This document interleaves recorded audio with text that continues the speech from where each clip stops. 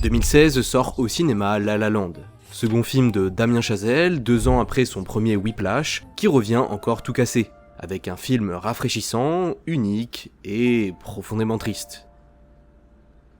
C'est les émotions en fait. Et en 2017, lors de la 89e cérémonie des Oscars, une fois de plus, il déglingue tout. Sur 14 nominations, le film en a remporté 6. Meilleure réalisation, meilleure bande originale, meilleure musique, meilleure photographie, meilleure direction artistique, et bien sûr, meilleure actrice pour Emma Stone, La La Land. This is the first Oscar and second.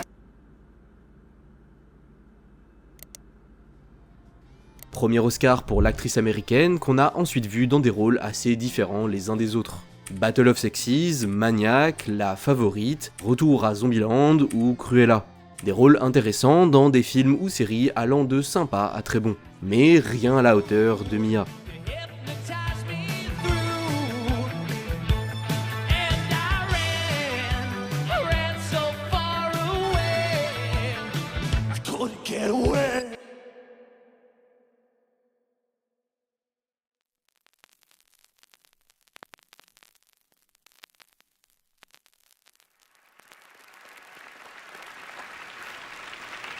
And the Oscar goes to Emma Stone.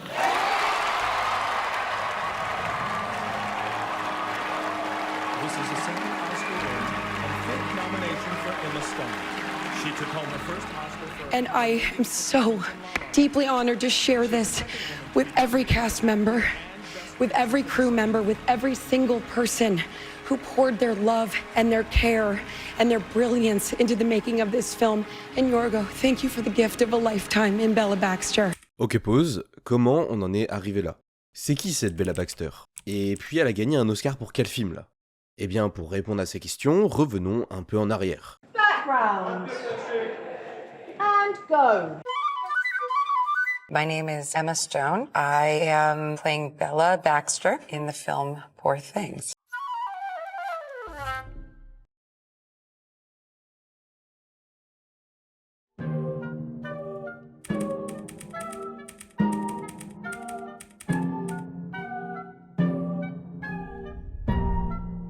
It's the story of a woman who is born anew and is experiencing all of life for the first time, but she's fully grown already. So what would that be if you could experience everything for the first time and grow rapidly? It's a riff on a female Frankenstein coming-of-age story that's a little naughty. I'd say it's filthy, it's disgusting, and it is worth your time.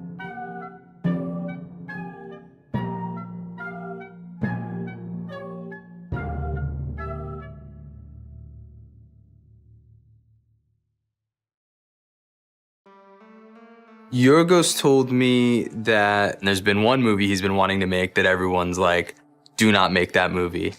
And then he said to me, so we're gonna make that movie. I read the novel around 2010, I think, and I immediately got very excited. It's an extraordinary novel, highly original, but I wasn't at all surprised that Yorgos long nurtured a desire to make a film. You know, Yorgos had this for 12 years. Yeah.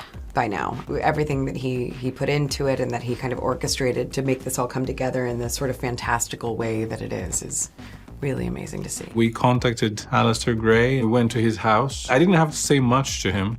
He just said, I watched your film Dogtooth I had made at the time, and I'd be happy to give you my novel and you can make it into a film. The story was just immediately inspiring as a woman in the world to imagine that you could have the kind of mind that isn't conditioned by being a small girl, being taught to be a certain way, that she could operate in a completely non-socially conditioned way. How men react to that, how other women react to that. I must touch your hair.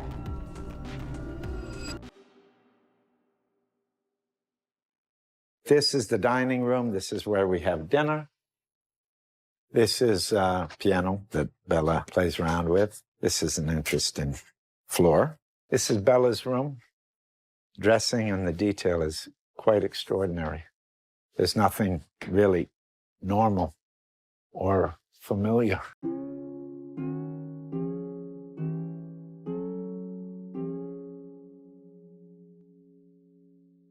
We're in Budapest, in Hungary, shooting on many sound stages. Our world has been built. And I remember seeing the early lookbooks of what they were working on because they have two very different sensibilities that seem to have met up so beautifully. I mean, you could see they've created a world.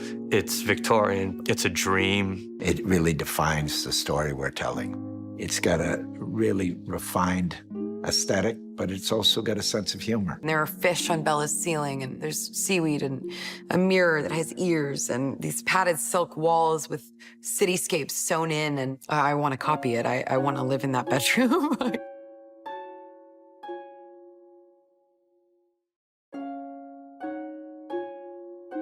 This isn't CGI, this is an actual practical LED screen. LED screen. We used a lot of painted clouds and some formations from other liquids that we shot. We put all that together in post-production. On the day, it was actually playing behind the actors.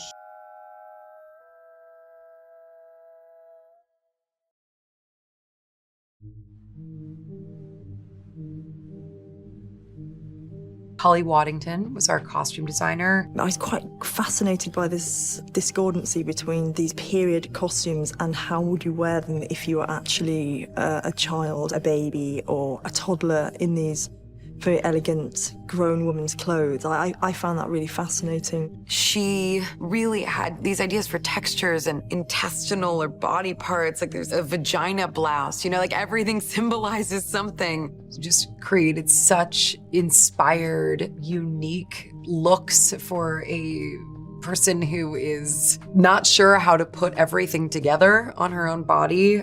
This is a still from Poor Things. It's bloomers with this sheer sort of petticoat that would be worn under another outfit. Also, this ruffled shirt obviously would need a coat over it. But what does Bella Baxter know? She has no idea how that goes together, so she just put on whatever she wanted. The different fabrics and textures and color scheme and the way that it all sort of develops and the shapes change as Bella evolves. And, you know, it goes from Mrs. Prim dressing her to her dressing herself and how she chooses to put those things together to these sort of more structured things as she's moving into a different phase of her evolution.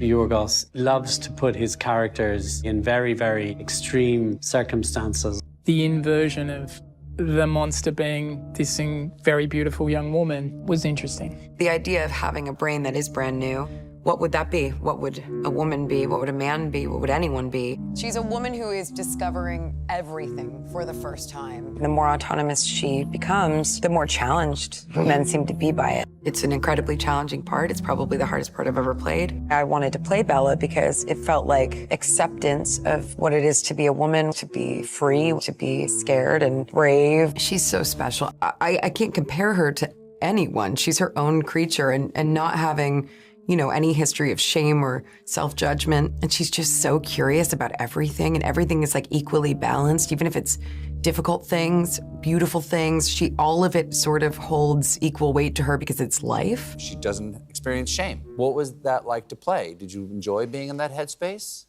Oh, are you kidding? It was the best. Oh!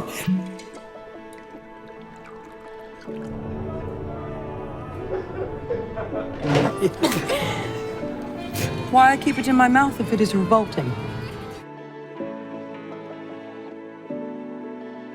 I must go punch that baby.